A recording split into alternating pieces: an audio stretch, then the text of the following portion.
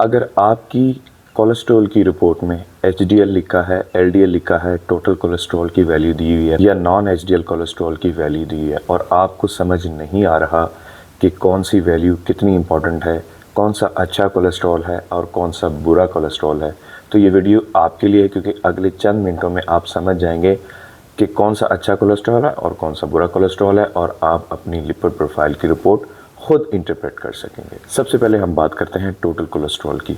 बहुत सारे लोग हमारे पास आते हैं और जस्ट उनके हाथ में जो रिपोर्ट होती है उसमें लिखा होता है कि टोटल कोलेस्ट्रॉल जो है वो इतना है, तो लोग कहते हैं डॉक्टर साहब हमें इस पे दवाई तजवीज़ कर दें।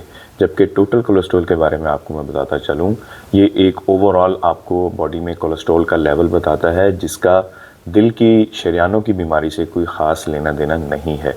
इसकी नॉर्मल वैल्यू है कि अगर ये 200 से नीचे हो तो अच्छी बात है और अगर ये 240 से ज़्यादा है तो ये आपके लिए अब नॉर्मल है। अब चलते हैं हम एलडीएल की तरफ। एलडीएल के बारे में आपको बताता चलूँ कि ये सबसे ज़्यादा ख़तरनाक कोलेस्ट्रॉल की किस्म है जो हमारे दिल की शरीयानों को ब्लॉक करती है, जो हार्ट अटैक की वजह बनता है, जो फालिज की वजह बनता है।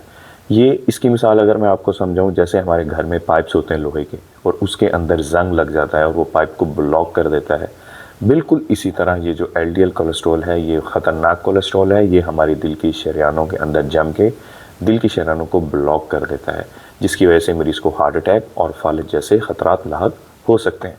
तो हमने इसमें क्या करना है कि जो हाई रिस्क पेशेंट हैं, जिनकी फैमिली हिस्ट्री है जल्दी हार्ट अटैक होने की, फालिज होने की, जिनको शुगर है, स्मोकर हैं, हाइपरटेंशन है, एज भी ज़्यादा है, तो उसमें हम इसका टारगेट लेवल रखते हैं 100 से नीचे।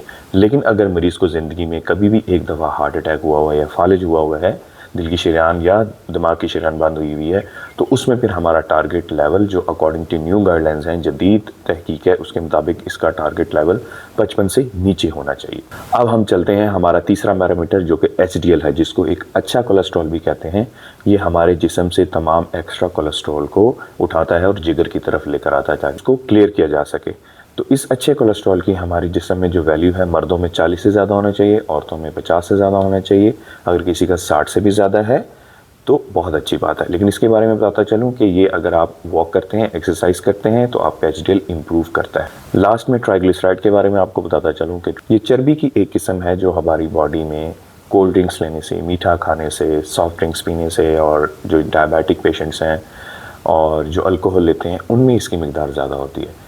इसका दिल की शरीयानों की बीमारी में कोई ख़ास ताल्लुक़ नहीं है, बट अगर किसी का ये वैल्यू 500 से ज़्यादा है तो उसको लबलबी की बीमारी होने के चांसेस हैं। तो अगर आप चाहते हैं कि अगली वीडियो में मैं ये बताऊं कि किस मरीज़ को कोलेस्ट्रॉल कम करने की दवाई शुरू करनी चाहिए और किस मरीज़ को नहीं, तो कमेंट सेक्शन में ज़रूर बताएं। मैं उम्मीद करता हूँ कि आज की वीडियो से आपको ये बात समझ में आ गई होगी कि कोलेस्ट्रॉल की रिपोर्ट कैसे इंटरप्रेट करनी है। Thank you for watching.